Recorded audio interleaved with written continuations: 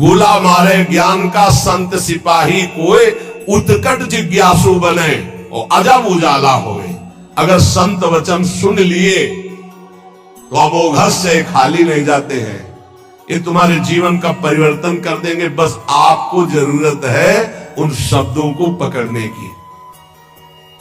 जिस समय अंतर्मुखता बढ़ने लगे, आपको अपने दोष दिखाई देने लगे, जान लेना संत वचनों का प्रभाव शुरू हो गया है।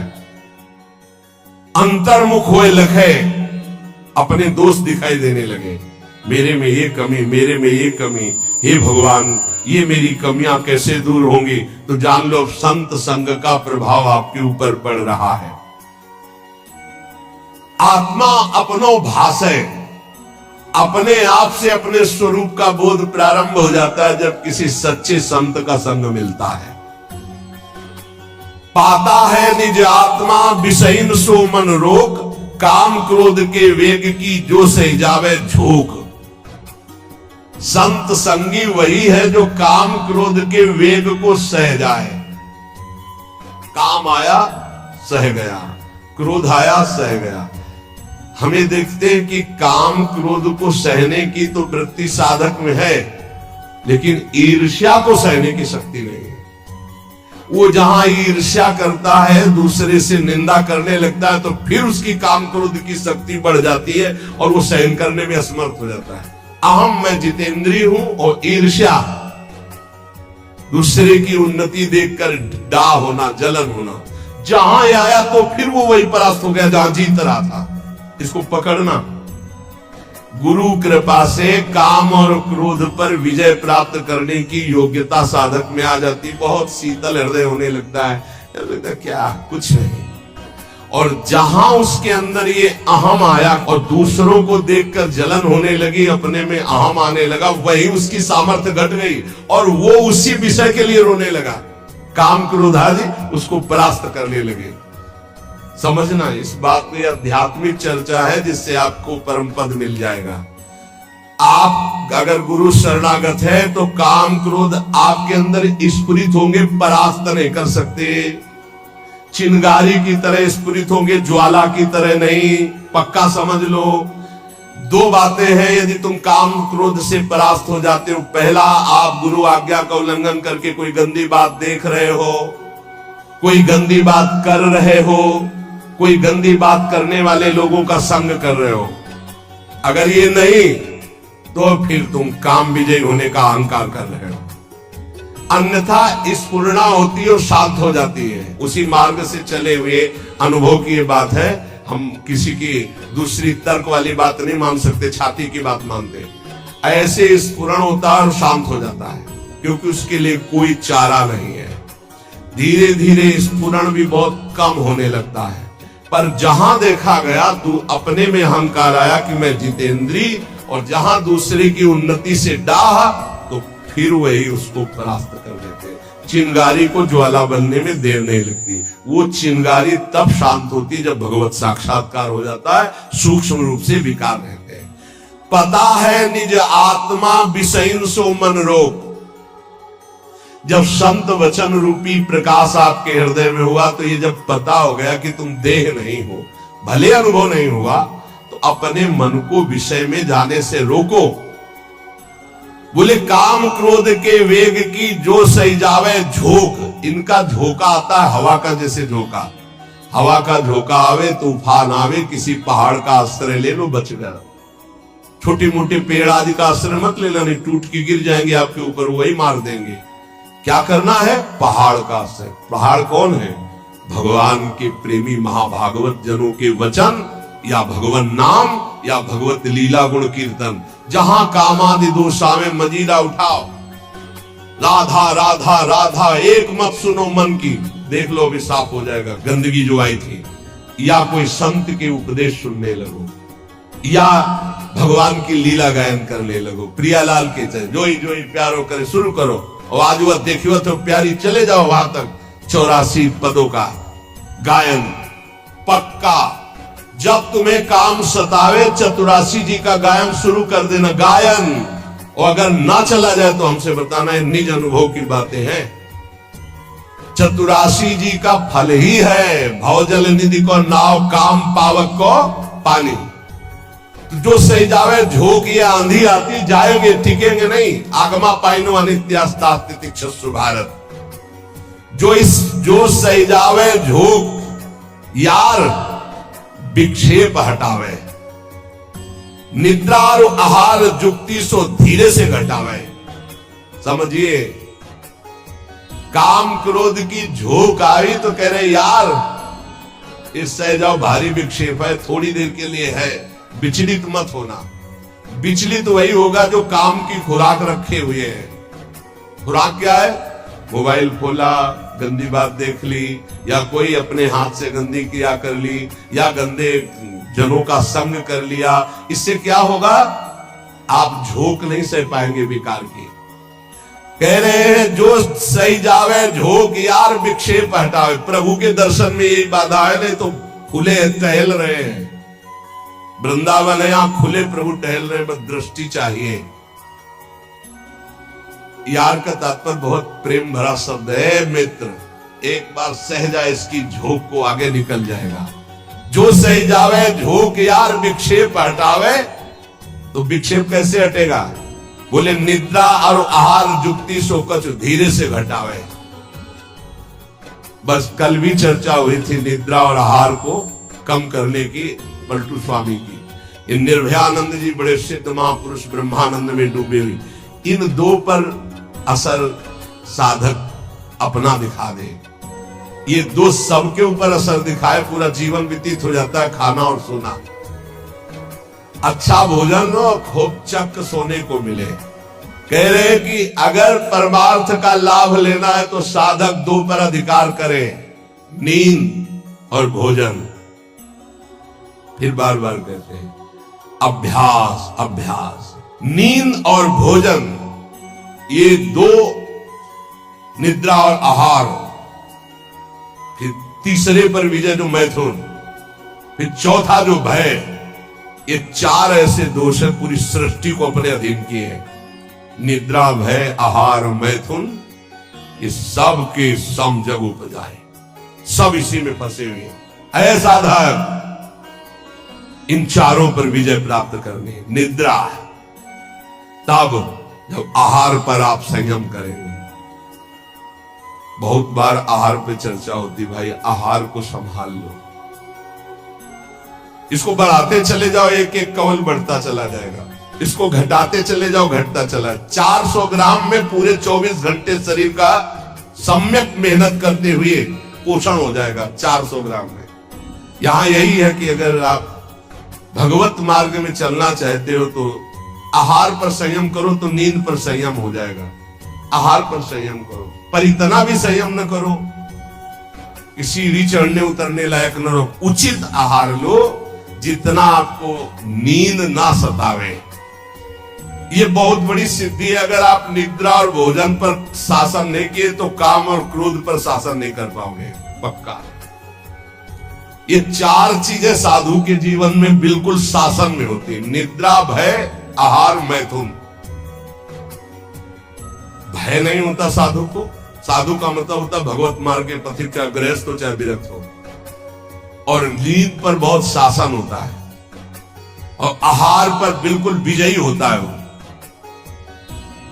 और वो मिथुन धर्म का त्यागी होता है, चाहे गृहस्थ हो चाहे विरक्त हो। अरे ऐसे ऐसे गृहस्थ हैं अपने ही पास है कि हम उनकी चरण वंदना करते हैं। वृंदावन में शपथ पूर्वक पति पत्नी कसम खाकर ब्रह्मचर्य से रह रहे। सच्ची कहते हैं, हृदय से साधु बनने पर भी पूरे जीवन डर रहा है इसी बात का। और वो पति पत्नी एक जगह रह करके संयम से हम उनकी चरण वंदना करते हैं, चरण वंदना करते हैं। कोई भी जगत का महात्मा इस बात से डरता है कि संयोग न हो। वो संयोग में पड़े हैं, एक ही घर में रहते हैं, ज्यादा जगह नहीं तो हो सकता है कोई एक ही आसन में रहते हो, लेकिन बलिहारी कसम पूर्वक ब्रह्मचर्य। और यही नहीं, बाहर भी रहते हुए ऐसे शिष्य है, तब ये लगता है कि भगवान की कृपा अमोघ है, क्या नहीं कर सकती। और आप लोग तो बैरागी हैं। निद्रा और आहार जुक्ति सो धीरे सो कछु घटावे।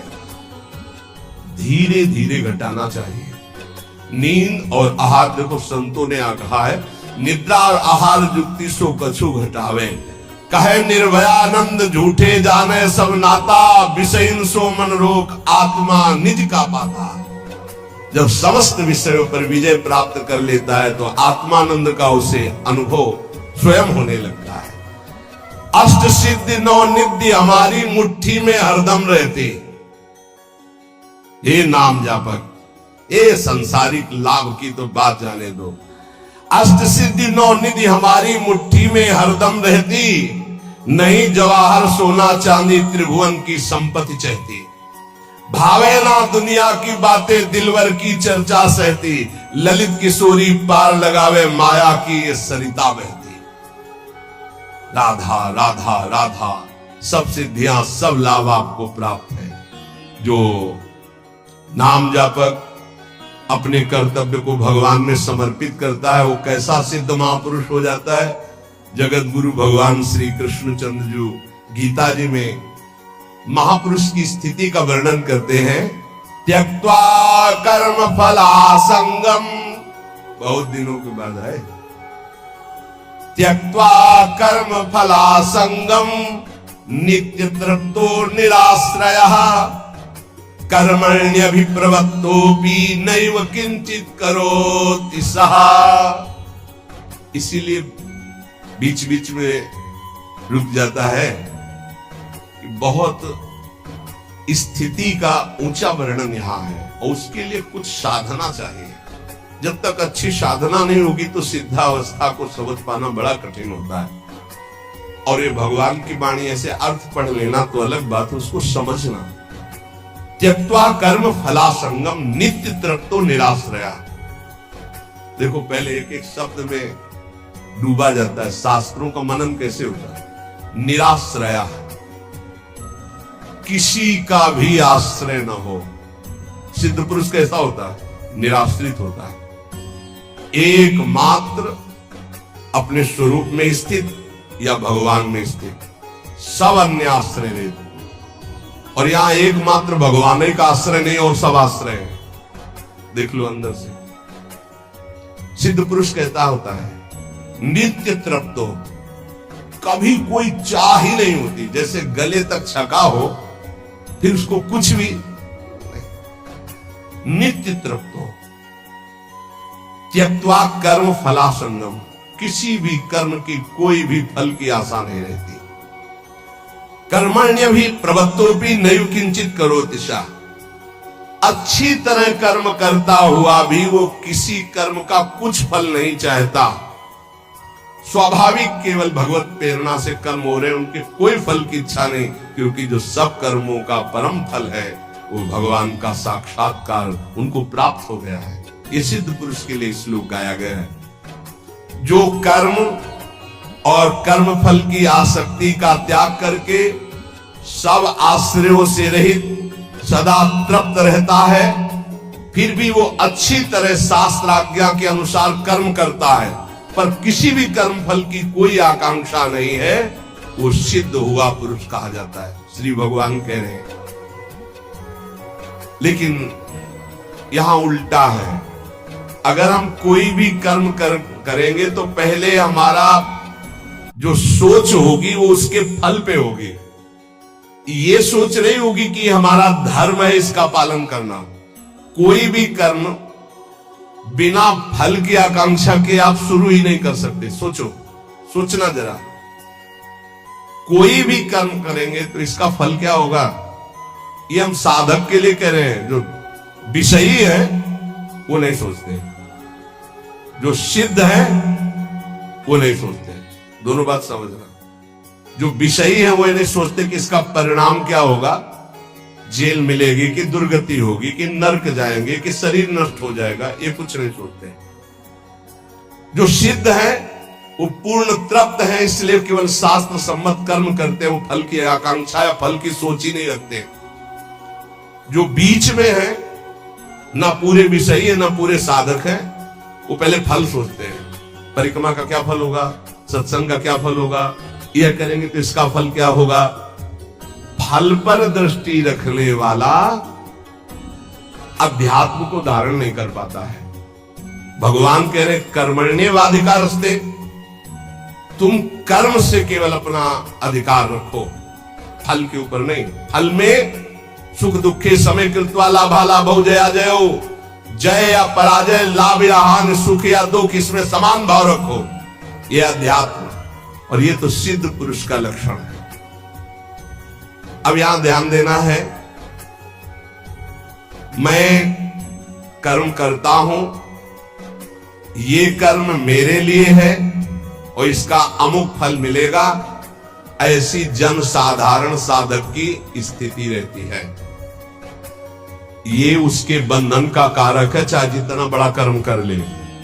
ध्यान से सुनना, एक गीता जी है, ये मैं कर्म कर रहा हूं, इस कर्म का मेरा ये फल होगा, वो कर्म फल का और कर्मकर्ता बनने के कारण चाहे जितना ऊंचा कर्म करे वो बंधा ही रहेगा, मुक्त नहीं होगा। भले शुभ कर्म किया तो देवलोक जा, तपलोक जा, पर आना तुझे मृत्यु लोक में ही पड़ेगा।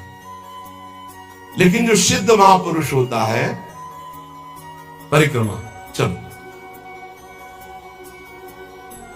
स्वाभाविक, उसको कोई लक्ष्य नहीं कि इसका फल क्या होगा, इसका अच्छा अटल्ला चुंगी से मुड़ गया उधर, पूरी नहीं हुई, कोई उसको शोक नहीं है, ना कोई लाभ है ना कोई हानि है, स्वाभाविक कर्म हो रहा है। क्यों? क्योंकि उसने अपनी इंद्रियों को, अपने मन को अधीन करके परमात्मा तत्व की स्थिति प्राप्त की है। अगर इंद्रियां और मन पर विजय प्राप्त नहीं की तो जीवन मुक्त होते हुए भी दुर्गति को प्राप्त होगा। आत्मा जीवन मुक्त ही है, उसको कोई नहीं बांधा है।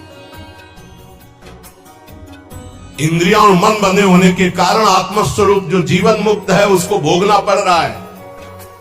बहुत ध्यान देने का विषय है। आत्मा को शुद्ध करने की जरूरत नहीं, परम शुद्ध है। आत्मा को मुक्त करने की जरूरत नहीं, परम मुक्त है। तो बंधा कौन है? इंद्रियों और मन में तुम्हारी तन्मयता, इंद्रिया मन विषय भोगों में। जैसे राजा तभी विजयी माना जाएगा जब सेना विजयी होगी, और सेना हार गई तो राजा हार गया, सेना जीत गई तो राजा जीत गया। ऐसे ही इंद्रिया मन हार गए विषयों में तो तुम हार गए, तुम्हारी दुर्गति होगी। और इंद्रिय विजेता मन विजेता हो गए तो तुम जीवन मुक्त हो गए, क्योंकि जीवन मुक्त थे, जीवन मुक्त हो, जीवन मुक्त रहोगे।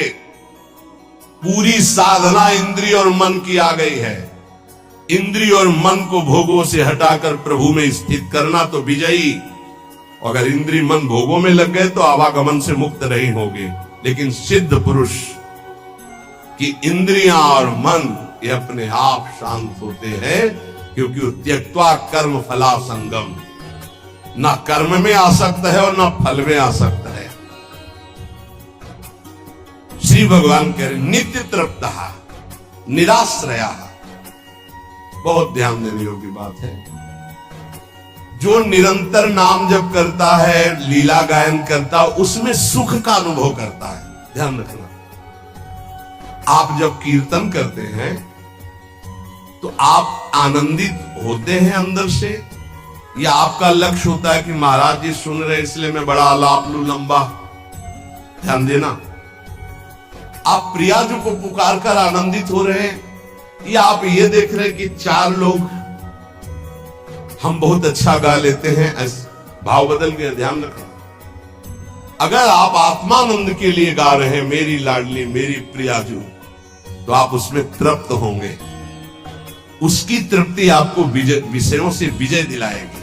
ध्यान देना, कथा सुनना, कथा करना, नाम जप करना, नाम कीर्तन करना, सेवा, इन सबसे आत्म सुख की प्राप्ति होती है। स्वांता सुख आए तुलसी, इस आत्म सुख के बल पर हम विषयों से विजय प्राप्त करते हैं।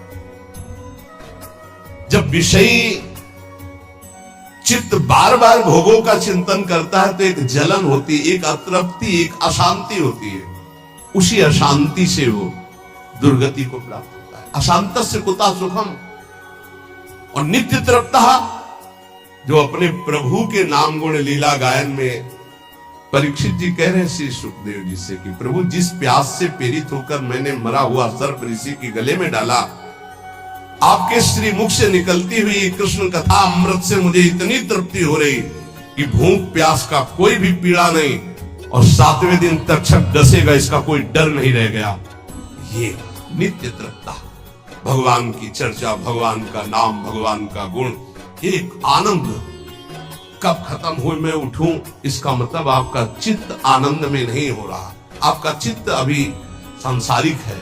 नहीं तो जिनके श्रवण समुद्र समाना, कथा तुम्हारी सुभग सरिनाना, भरे निरंतर होए न पूरे। हे भगवान ये चर्चा 10 बजे तक चलती रहे, मैं ऐसा सुनता रहूं, ऐसी मांग हो। कोई हमसे बोले ना, निरंतर नाम जप करता, ये कीर्तन कर रहा हूं, दिन भर कीर्तन होता रहे, ऐसा अंदर उत्साह। वो परमात्मा में स्थित महात्मा नित्य तृप्त रहता, उसकी कोई आकांक्षा नहीं रहती। हमारी हाथ जोड़कर प्रार्थना सिद्धों की नकल न करे। एक महात्मा थे, 10 ग्राम संख्या रोज पाते थे। एक ग्राम में 5-7 आदमी मर सकते हैं। 10 ग्राम। उड़िया बाबा को लगा कि गप होगी ऐसी, कैसे कोई 10 ग्राम संख्या जहर धतूरा खा सकता है।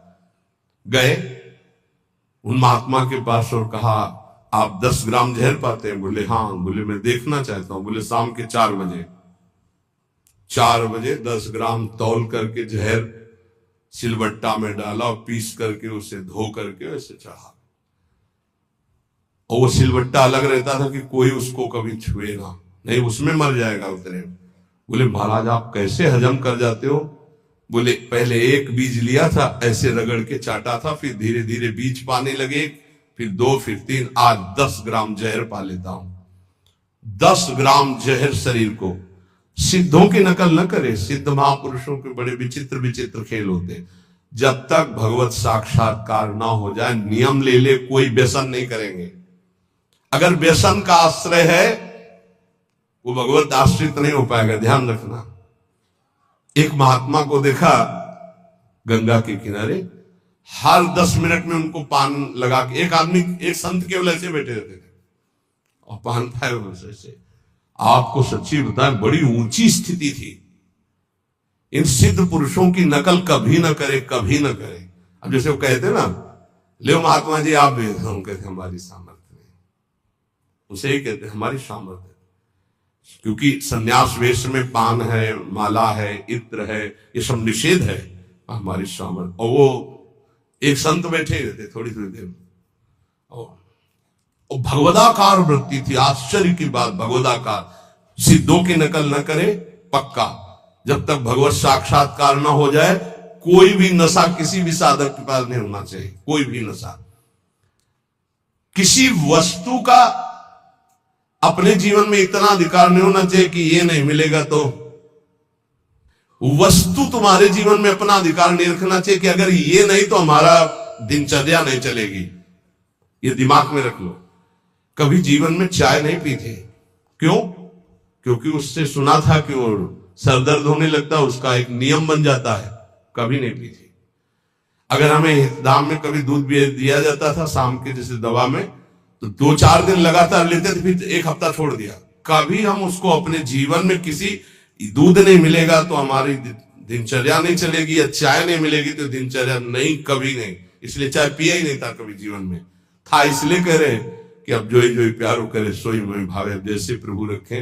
रुग्ण शरीर है, ये टेबलेट खाना है, ये जैसे विधान में। कोई भी वस्तु तुम्हारी दिनचर्या में ऐसी नहीं होनी चाहिए कि ये वस्तु नहीं मिले तो हमारी दिनचर्या नहीं चलेगी। निराश्रया। कोई व्यक्ति ऐसा नहीं होना चाहिए कि वो ना मिलेंगे तो। कई बार हम प्रार्थना करते, थोड़ा भाव से समझना। आप इस शरीर का भी आश्रय मत लीजिए, ये धोखेबाज है। सबसे कह रहा हूं प्रार्थना करके, जो प्रेम करने वाले लोग हैं।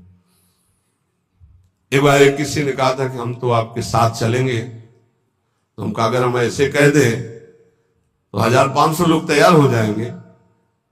अब अगर ऐसे यहां से चलना हो कि चलो मानसरोवर चलना, तो बस कर लेते, सब बैठ जाओ। अब निकुंज में जाने के लिए तो समय अलग अलग है ना। हम ये कहते हैं कि आज्ञा का पालन करोगे, आओगे वहीं जहां अपने को जाना है। क्योंकि लाइन में खड़े हो, पंक्ति में खड़े हो, पर समय का पता नहीं, पहले आप जाओगे कि पहले हम जाएंगे, कुछ पता नहीं। आपको अपने शरीर को धरोहर की तरह रखना है। ये गुरुदेव का शरीर है, गुरुदेव को समर्पित है, जब जहां जैसे ऐसे। कलह की चर्चा थी, कोई साधक कह रहा था कि हमको तो सोच कर डर लगता है कि जब आप नहीं होंगे तो हम कैसे जिएंगे। ऐसा अपने को भी, अपने पूज्य महाराज जी के लिए कि अगर कभी तो ऐसा कैसे जी सकते हैं। पर ये शरीर का संग अस्थाई है, स्थायी नहीं है। ये धोखेबाज शरीर हमारा भी है और आपका भी है। ये आवाज बोलते बोलते रुक सकता है कि पूरा राधा ना बोल पाए, रा बोला और रुक गया। ये ऐसा है, जिस समय कनेक्शन कट जाएगा तो अगला कदम नहीं चल पाएगा, अगला शब्द नहीं बोल पाएगा। तो इस शरीर से भी प्यार मत करो। प्रेमानंद नाम स्वरूप का, प्रेमानंदोत्पुलकित गात्रो विद्युत धारा दर्शम कांति राधा कृष्णो मनसि दधानम वंदेहम श्री हित हरिवंशम। ये व्यक्ति शरीर का नाम प्रेमानंद नहीं, प्रेमानंद नाम श्री प्रियालाल के प्रेम का है, जो हित है, जो हरिवंश है। अगर आप उस स्वरूप की तरफ दृष्टि रखेंगे तो आपको हर समय प्रेमानंद का सानिध्य मिलेगा। आप शरीर पर दृष्टि रखेंगे तो धोखा खा जाएंगे, आज नहीं तो कल ये छूट जाएगा और आपके अंदर आएगा कि अब मैं प्रेमानंद के बिना हूं। ऐसा हम नहीं चाहते कि आपको कभी ऐसा अनुभव हो कि हम प्रेमानंद के बिना हैं। प्रेमानंद हमारा जीवन है, हम सबका। प्रेमानंद क्या है? राधा कृष्णो मनसि दधानम, राधा कृष्णो मनसि दधानम वंदे हम श्री हित हरिवंशम। जो हित है, जो हरिवंश है, जो मन में से प्रिया प्रीतम को प्रकाशित करता है, वो है प्रेमानंद। वही मंत्र आपके पास है, वही नाम आपके पास, जो हमारा जीवन, जो हमारे गुरुदेव का जीवन, जो हमारे आचार्य का जीवन, वही आप उसी से प्रेम करो, इस शरीर से नहीं। निराश्रया, इस शरीर से या किसी व्यक्ति से या किसी नाशवान से तो फिर धोखा हो जाएगा, ऐसा लगेगा मैं अनाथ हो गया। नहीं, सच्चे गुरु का शिष्य कभी अनाथ नहीं होता, पक्का समझना। प्रियता में अगर पूछो तो ये ज्ञान हमको भी पसंद नहीं आएगा जो हम आपको दे रहे हैं। प्रियता में ज्ञान नहीं चलता, प्रियता में लगता है कि नहीं वो तो सब ठीक है, पर नेत्रों के सामने है तो हमारा जीवन है, वो नहीं नेत्रों के सामने तो फिर ऐसा लगेगा कि ऐसा। पर उचित यही है कि इस बात को समझा जाए कि तत्व तो हर समय रहता है, शरीर नहीं। शरीर आज है, कल नहीं। परिस्थिति देख लीजिए, आज परिस्थिति है कि आपको जग के आना ही पड़ेगा, आदेश पालन करना ही पड़ेगा, सत्संग सुनना ही पड़ेगा। कल परिस्थिति नहीं रहेगी, कल आप स्वतंत्र होंगे, लेकिन आपको इसी परिस्थिति में रहना होगा। जैसे आज परिस्थिति है, ऐसी तुम्हारी जीवन भर परिस्थिति रहे। क्या इस समय हम सत्संग सुनते थे, बैठ गए, यंत्र में सत्संग लगा लिया, बैठकर सुन रहे। इस समय वाणी पाठ, तो वाणी पाठ में उपस्थित। इस समय हमारा अमुक सेवा, उसी सेवा में लगे। हमारी किसी परिस्थिति से हमारी दिनचर्या का परिवर्तन न हो जाए, किसी भी अन्य का आश्रय हमारे जीवन में ना आने पावे। एकमात्र इष्ट गुरुदेव का आश्रय, तो ऐसा निराश्रय ही परम आश्रय का बोध प्राप्त करता है। अन्य आश्रय नहीं होना चाहिए। धन का आश्रय, जन का आश्रय, व्यक्ति का आश्रय, वस्तु का आश्रय, कितना भी बड़ा धनी क्यों ना हो, वो भगवद आश्रित की समानता नहीं कर सकता। जिसने भगवद आश्रय लिया उसकी समानता कोई चक्रवर्ती सम्राट भी नहीं कर सकता। ध्यान रखना, जो सब जगह से आश्रित रहित होकर भगवान का आश्रय लिए है, उससे बड़ा कोई धनी जगत में नहीं है। सिद्ध महापुरुष पूर्ण निराश्रित होता है, किसी का वस्तु, व्यक्ति, स्थान, किसी का आश्रय, एकमात्र अपने आत्मस्वरूप प्रभु का आश्रय या आत्मस्वरूप में। कर्मण्य भी प्रवृत्तोपि नैव किंचित करोति सा अभिप्रवृत्ताः। वो सांगोपांग से सब कर्म करता हुआ भी नहीं करता है, ना फल की आकांक्षा होती है, ना कोई कर्म करता है। सिद्ध पुरुष। जैसे कोई भी देहाभिमानी कर्म करता है तो पहले संकल्प बनाता है, मैं ऐसा करूंगा, फिर उसे सांगोपांग करने की चेष्टा करता है, फिर उसके फल की बाट जोता है। लेकिन सिद्ध पुरुष, मैं कर्म कर रहा हूं इसका संकल्प ही नहीं बनता, अपने आप कर्म होता है। जैसे कभी कभी कोई कहते हैं कि हमें सूचना नहीं, हमें खुद सूचना नहीं थी, आपको कहां से सूचना हो जाए। चलो यमुना किनारे इस समय ब्याहुला होगा, इसी समय आया है, कोई संकल्प नहीं है, कोई कामना नहीं, बस चलो होगा, बस अभी चलो परिक्रमा चलो, अभी कोई संकल्प नहीं, कोई ऐसे सांगोपांग कर्म होगा, पर मैं करता हूं इस भाव से नहीं, मैं करूंगा इस भाव से भी नहीं, और इसका ये फल होगा इस भाव से भी नहीं। ऐसा सिद्ध पुरुष का जैसे कर्म होता है, वैसे ही साधक को अगर करने की भावना है तो मिटानी चाहिए, फल की भावना है तो उसे समर्पित करनी चाहिए प्रभु को, तभी वो सिद्धावस्था को प्राप्त होता है। भगवत प्रसन्नता के लिए किया हुआ कर्म सिद्धावस्था की तरफ ले जाता है, पर सिद्ध पुरुष इसमें भी नहीं रहता कि भगवान की प्रसन्नता के लिए होता है। वो स्वाभाविक हो रहा है, खिलवाड़ जैसा सांगोपांग हो रहा है। जैसे गांव में बैलगाड़ी लेकर किसान जाते थे तो 8-10 बच्चे दौड़ पड़े और हिलक कर बैठ गए, आधा किलोमीटर तक बैठ के गए, फिर उतर के पैदल चले आए। उनसे पूछो क्यों किया, कोई उत्तर नहीं, बस खिलवाड़। खेल खेल में ऐसे ही संपूर्ण सांगोपांग क्रियाएं होती है, कोई फल की आकांक्षा नहीं। बालवत सिद्ध महापुरुष का संपूर्ण सांगोपांग शास्त्र सम्मत कर्म होगा, लेकिन न करता है और न फल की आकांक्षा है। निराशीर्यत चित्तात्मा त्यक्त सर्व परिग्रह, सिद्ध पुरुष शारीरम केवलम कर्म कुर्वन्नाप्नोति किल विषम। निराशीर यथ चित्तात्मा, जिसका शरीर बस में है, शरीर बस में, हिलन डुलन चेष्टा रहित, बहुत जरूरी है ऊर्ध्वगामी वीर करने के लिए, ऊर्ध्वरेता बनने के लिए शरीर को निश्चेष्ट करना बहुत जरूरी है। अगर आसन पर बैठे तो कल भी कहा था, आज भी कह रहे हैं, कुछ देर तो ऐसे बिना हिले डुले बैठना सीखो। शांत, आपका शरीर स्वस्थ है, शांत, पीड़ा युक्त शरीर पर शांत, बार बार इधर उधर इधर नहीं, शांत शरीर वश में, जहां हाथ रखा वहीं रख दिया, 1 घंटा नहीं उठाया, जैसे बैठे वैसे बैठना सीखो।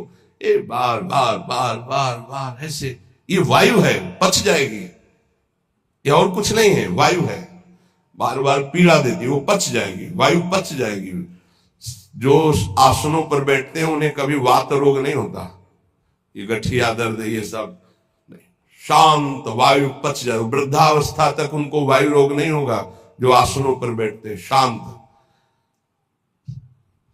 शरीर का जिन्होंने बस में करने के निश्चेष्ट कर दिया है, अगर 100 आसन पर लेटे 2 घंटे उसी 100 आसन पर सीधे ऐसे ऐसे भी नहीं होगा, 100 आसन पर ही लेटे, करवट ली, रात्रि व्यतीत कर 2 घंटे 3 घंटे जो उसी करवट में, नींद आवे ना आवे, बैठे तो उसी बैठक में, खड़े तो फिर आधा 1 घंटा उसी जगह खड़े। मंत्राकार वृत्ति के लिए शरीर को निश्चेष्ट करना अत्यंत आवश्यक है। अरे 1 घंटा के लिए करना 24 घंटे में सीख जाओ, वैराग्य भाव में हो या गृहस्थी में भक्ति में लोग, थोड़ा तो। निराशीर्य चित्तात्मा, जिसका शरीर बस में है, फिर अंताकरण, अभी शरीर बस में नहीं तो अंताकरण को क्या समझोगे। मन बुद्धि चित्त अहंकार, बुद्धि मंत्र के निर्णय में लगी हुई है, राधा, मन बार बार उसी को लिख रहा है, चित्त बार बार उसी का चिंतन कर रहा है, अहम उसी में लीन हो रहा है, राधा राधा राधा राधा, पूर्ण अंतःकरण लय उसी में। जैसे घड़ी का सेलेंच लो तो मिनट सुई, सेकंड की सुई, घंटे की सुई, वही ऐसे ही राधा नाम में ही, जैसे हम राधा नाम उच्चारण, ऐसे मंत्र में पूरा मन, बुद्धि, चित्त, अहंकार पूरा उसी में लीन, या अपने स्वरूप में स्थित अंतःकरण का लय। अंतःकरण तब बस में हो, पहले शरीर तो करो, पहले इंद्रियां तो करो, कुछ तो थोड़ा अध्यात्म के विषय में समझो अच्छी तरह से। जिसका अंतःकरण बस में, यह सिद्ध पुरुष का लक्षण है। शरीर बस में, अंतःकरण तब जब इंद्रियां बस में। जिसने सब प्रकार से भगवान का आश्रय लेकर अन्य आश्रयों का, परिग्रहों का त्याग कर दिया है, जो इच्छा रहित है, वो शरीर संबंधी केवल चेष्टा करता हुआ भी परमात्म तत्व में स्थित हो कभी पाप को प्राप्त नहीं होता। शरीर संबंधी चेष्टा करता हुआ भी वो कभी पाप को प्राप्त नहीं होता। उपासक अपने उपास्य देव में सदैव स्थित रहे चिंतन के द्वारा। जितना आंतरिक चिंतन गाढ़ होगा, उतने ही आराध्य देव का सानिध्य अनुभव में आएगा। जब नाम जप, वाणी गायन हृदय में उतरता है और उसका गाढ़ चिंतन होता है, तब स्मृति बाह्य लोप होने लगती है। शरीर शासन से रहित हो जाता है, अर्थात शिथिल। कोई भान नहीं, कौन हूं, कहां हूं, क्या कर रहा हूं, कोई भान नहीं। ये स्वाभाविक सहज स्थिति प्रकट होती है, जो बाहर से दूसरे को देखने में निद्रा जैसी प्रतीत होगी। ना वो तंद्रा है, ना वो निद्रा है, एक अलौकिक स्थिति। स्वाभाविक गाढ़ चिंतन हो रहा है, मैं चिंतन कर रहा हूं, ऐसी भी स्थिति नहीं है। मैं डूब रहा हूं, ऐसी स्मृति भी नहीं है। मैं हूं, ऐसी सत्ता भी नहीं रह गई। केवल चिंतन ही चिंतन। जब कृपा होती है तो उपासक इस बात में स्थित हो जाता है। उसका गाढ़ चिंतन चलता रहता है, उठते बैठते चलते फिरते हर समय। तब वो देख पाता है प्रभु की रूप माधुरी, दिव्य लीला। स्वाभाविक सहज अपने आप कोई पद चल रहा है, उसकी लीला चल रही, वो उसमें डूबता चला जा रहा है। चाहे बाहर से कितना संगीत बज रहा हो, कुछ नहीं सुनाई दे रहा। चाहे बाहर हजारों बैठे हो, कुछ नहीं दिखाई दे रहा। एकमात्र इष्ट देव, ये उपलब्धि है।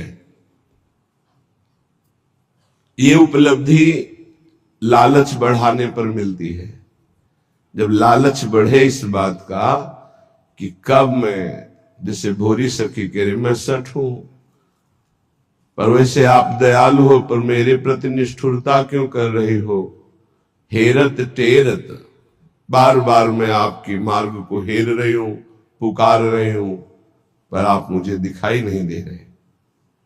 व्याकुलता, ऐसा लालच प्रियालाल से मिलने का कि अन्य कोई लालसा, अन्य कोई चाह रह ही न जाए।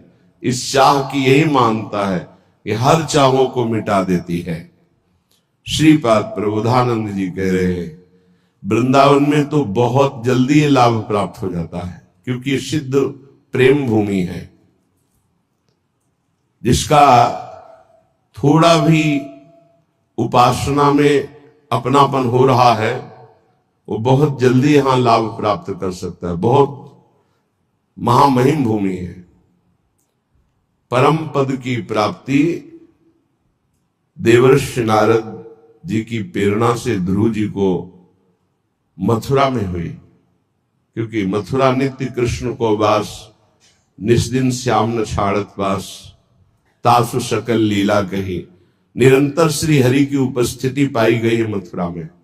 ये मथुरा बहुत बड़ा पावन स्थान है। अटल पदवी की चाह होने के कारण मधुपुरी तक उनका प्रवेश हुआ, पर ब्रज में एक कदम भी नहीं रख पाए ध्रुव जी, क्योंकि ध्रुव जी के हृदय में चाह है अटल पदवी की, और ये देश चाह रहित महापुरुषों का है। किसी भी लोकांतर की कोई भी सुख की चाह नहीं, तब प्रिया प्रीतम से मिलने की छटपटाहट हृदय में होती है। तो ध्रुव जी के हृदय में प्रिया प्रीतम की मिलने की चाह तो थी नहीं, अटल पदवी की चाह थी। तो अटल पदवी प्राप्त कराने के लिए तो मथुरा ही समर्थ है। मधुपुरी में 6 महीने साधन किया और अटल पदवी प्राप्त कर ली। भगवत साक्षात्कार हुआ चतुर्भुज भगवान नारायण का, और नारायण की कृपा से आज भी वो अटल पदवी में विराजमान है। लेकिन ये श्रीधाम वृंदावन ये तो प्रेम भूमि है। उद्धव जी को कोई साधना नहीं करनी पड़ी, गोपियों की चरण धूलि का स्पर्श होते ही सारा ज्ञान ढक गया और प्रेम का प्रकाश हो गया। ये वो भूमि जो बहुत जल्दी लाभ दे। श्रीपाद कह रहे बस देहेस्मिन्नति कुत्सिते त्यज वृथाध्यासं यतः संस्मृतिर् घोरा चिन्तय चिदघनम निज वपुः सर्वंच वृंदावने घोराः सन्तु विपत्तिकोटय इह त्वां याहि नो विक्रिया मारब्धक्षय मावसै तदथ तन्नाथौ सदा खेलय। तुम्हारी भगवत प्राप्ति में सबसे बड़ी बाधा है शरीर राग है। देशमिन अति कुत्सिते, बहुत गंदा है शरीर, बहुत गंदा। अगर ये चिकनी चमड़ी ना हो तो इसे कोई देखेगा नहीं, बहुत गंदा है। जिधर देखो गंदगी ही गंदगी इसमें है। कभी पेट नहीं भरा, खाते खाते जीवन हो गया, देखते देखते आंखें कमजोर हो गई, चश्मा लगाने लगे, फिर भी देखना, फिर भी सुनना, सूंघना, भोगते भोगते मरणासन स्थिति है, फिर भी भोगना। क्या ये नाटक है? भूत के लड्डू, ना खाए तो तरसे, अगर खाए तो मरे, क्योंकि इसमें कुछ है ही नहीं। पर बहुत विचित्र है, ना खाए तो तरसे। सौभाग्य मनाते हैं कि उनको, जिनको ये भ्रम नष्ट हो गया है, भोगों में सुख नहीं है, अहोभाग्य। देश में नति कुत्सिते त्यज वृथाध्यासम यथा संस्मृति। इस संसार के बंधन का मुख्य कारण कुत्सित शरीर में देह भाव में मैंपन हो जाना है। ये वृथा झूठा अध्यास है, तुम शरीर नहीं हो। यदि तुम गुरुदेव की उपासना के द्वारा प्रवीण हुए विवेक रूपी अस्त्र से इसको काट पाओ तो कह रहे इसी समय तुम चिदघन स्वरूप में स्थित हो जाओ वृंदावन की कृपा से। घोरा चिंतय चिदघनम निज बपु सर्वंच वृंदावने। जैसे आप शरीर में स्थित बाह्य दृश्य देख रहे हैं, ऐसी स्थिति होती है। चेतना लुप्त, बाह्य दशा खत्म, आंख खुली हुई है, वो अपने स्वरूप में स्थित है। बाह्य कोई भी दृश्य नहीं समझ में आ रहा, मैं कौन हूं, कहां हूं, बुद्धि निर्णय ही नहीं कर पा रही। वो तदात्म भाव को प्राप्त होते, जैसे कोई ये डूबा डूबा डूबा गया, वो गया। अब अंदर जो चल रहा है, बाहर कोशिश कर रहा है, निकालूं, बात करूं, व्यवहार करूं, गया। अपने चिदानंद स्वरूप में अहम स्थित हो गया है। किशोरी मात मानम किम सुकुमारी मुकले। ये बिना थोड़ा भाव आए बात समझ में नहीं। ये समझ के परे की बात, आश्चर्य की बात, आश्चर्य की बात, सर्वाश्चर्य की बात, ऐसा कभी नहीं हुआ। पद्मासन लगाकर बैठे हैं, प्रयास किया है, 2-3-4 घंटे आसन पर बैठे शून्याकार स्थिति पर चेतना रही है। मैं पद्मासन में बैठा हूं, ऐसी चेतना रही है। ये शरीर पद्मासन में है, मैं चिंतन कर रहा हूं, ये चेतना रही। पर ये वृंदावन का अद्भुत चमत्कार हुआ कि मैं स्मरण कर रहा हूं, यही गायब हो गया। वो एक अलौकिक स्थिति जिसका अनिर्वचनीयम प्रेम स्वरूपम, उसका वर्णन ही नहीं हो सकता, बड़ा आश्चर्यमय। इसीलिए कहते वृंदावन सर्वाश्चर्यमय है।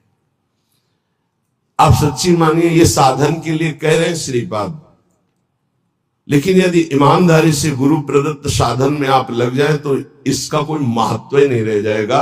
ये कुत्सित देह का राग ऐसे हट जाता है, वाणी की सामर्थ्य नहीं उसे बता सकूं। वो कैसे कैसे होता है कि जैसे आदमी फिसला और गया है, डूबा, बस डूबा। अब उसको कैसे वर्णन करें? वो डूबना चाहता नहीं है, वो डूबने की योग्यता नहीं है, कुछ अपने आप फिसला और डूबा। ऐसा है वृंदावन, फिसला और डूबा। और एक फिसला और डूबा जबरदस्ती उठा के फेंक दिया गया उसमें, कुछ ऐसा भी है।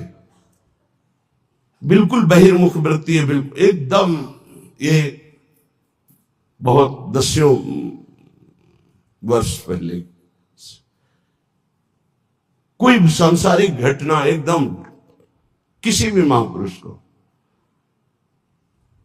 वो देख रहे हैं बाहर से, कुछ दृश्य और है, अंदर की लीला उसमें डुबो दी, उसी में डुबो दी। ये वृंदावन अलौकिक धाम है, सच्ची मानो अलौकिक धाम है। लीला में डुबो दे कोई भी दृश्य, कोई भी दृश्य। देहस्मिन् नति कुत्सिते त्यजवृथाध्यासम यथा संस्मृति। इसकी स्मृति भी न रह जाए देह की। ये अपने की नहीं होता, यह गुण साधन ते नहीं हुई, तुम्हारी कृपा पाओ को, मतलब कहीं किंचन मात्र भी अपना कोई इसमें साधन बल नहीं। जैसे कोई सोचे कि बहुत साधना करने पर ऐसा नहीं, बिल्कुल नहीं है। हम अपने हृदय की बात कहते हैं, इसमें साधन पक्ष नहीं, साधन असाधन हटाने के लिए है। इसमें कृपा पक्ष बहुत जोर का होता है, एकदम लीन। लीन का मतलब शुद्ध ही नहीं है, शुद्ध ही नहीं है, चिदघन स्वरूप में स्थित। स्वापर सकल वस्तुन्यत्र सुरेंद्र कोटि छवि सुविमल सच्चिद विग्रहे सद्गुण उघई। स्वा पर विस्मृत, स्वा भी सच्चिदानंद विग्रह, पर भी सच्चिदानंद विग्रह। वस्तुन्यत्र सूर्येन्दु कोटि छवि सुविमल सच्चिद विग्रहे सद्गुण उघई। ऐसा स्वरूप प्रकाशित होता है कि करोड़ों सूर्य चंद्र भी एक साथ होते हैं तो भी समानता नहीं हो सकती। ऐसा विग्रही सद्गुण उघई, समस्त सद्गुण उसमें प्रकाशित हो जाते हैं। वृंदावन की ऐसी कृपा। बहिर्गत दृगंतर धैर्य मालम्य नित्य स्मृति रदिवस वृंदारण्य मन्यान अपेक्षा। अन्य की अपेक्षा न रखते हुए प्रियाजू के अनन्य होकर के जिसका नित्य स्मरण कर रहे हो, वो ऐसी कृपा करता है कि अंदर ही अंदर उत्तम गुण समूह से युक्त पूर्ण सच्चिदानंद बपू का प्रकाश कर देता है। घोरा संत विपत्ति कोटई तुम या ही नो विक्रिया। चाहे तुम्हें घोर विपत्ति अपमान आवे, लेकिन वृंदावन का आश्रय मत छोड़ देना, नहीं वो वस्तु जो प्राप्त करने की बात करे वो नहीं मिलेगी। कैसे बहुत विचित्र दशा आती, ये कभी हमने पढ़ा नहीं, ये कभी अनुभव नहीं किया, जीवन में नहीं अनुभव किया।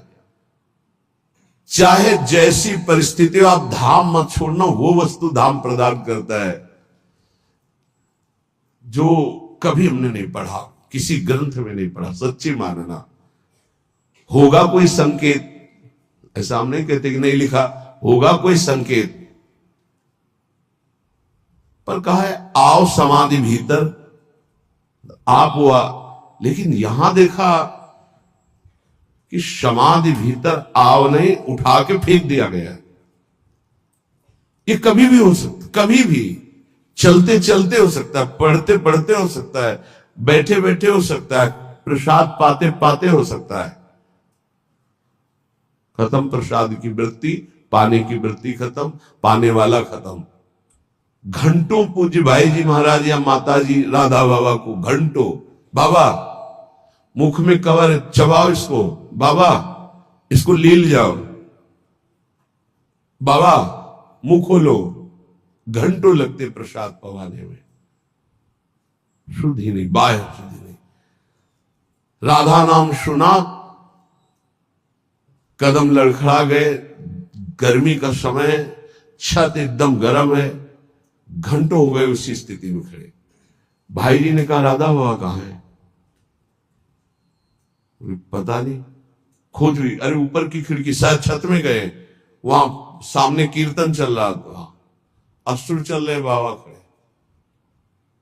शरीर की शुद्ध नहीं, भाई जी और माता जी दोनों उनको उठाकर सबमिट कर घर। दशा वृंदावन, वृंदावन का आश्रय है, गीता वाटिका में रह रहे, आश्रय वृंदावन का, स्थिति वृंदावन की। यहां कोटि कोटि विपत्तियां आ जाएं, कोटि कोटि विकार आ जाएं, तो भी विचलित मत होना। बहुत ही हिम्मत की बात है। कल आप